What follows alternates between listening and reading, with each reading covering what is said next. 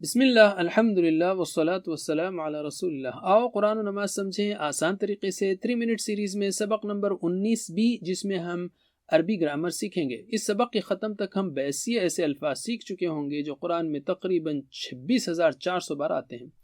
Grammar سیکھنے کے دوران TPI ضرور استعمال کیجیے۔ آج ہم لیں گے ایک نیا لفظ عندہ یعنی پاس۔ عندہ قرآن میں تقریباً 200 بار آیا ہے، تو ہم سیکھیں گے عندہ ہو، ہم، کا، ای، کم، نا اور ہا کے ساتھ ملا کر۔ تو ہم سیکھیں گے عندہ یعنی پاس، نزدیک، ساتھ وغیرہ۔ تو عندہ یعنی اس کے نزدیک۔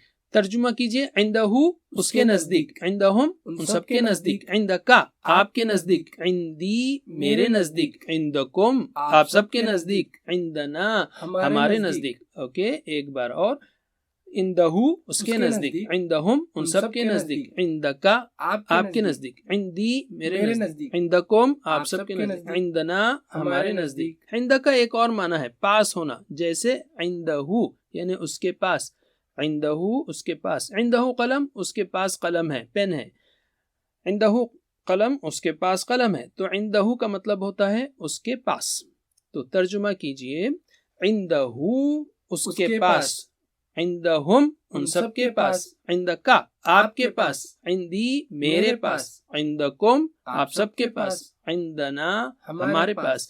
ایک بار اور، عندہ اس کے پاس، عندہم ان سب کے پاس، عندکا آپ کے پاس، عندی میرے پاس، عندکم آپ سب کے پاس، عندنا ہمارے پاس۔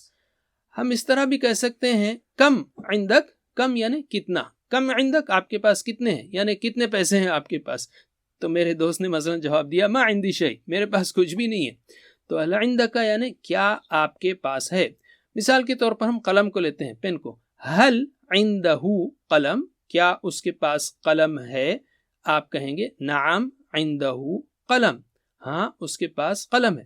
چلیے عربی میں جواب دیجئے، هل عنده قلم، نعم عنده قلم، هل عندهم قلم، نعم عندهم قلم، هل عندك قلم، نعم عندي قلم، هل عندكم قلم، نعم عندنا قلم۔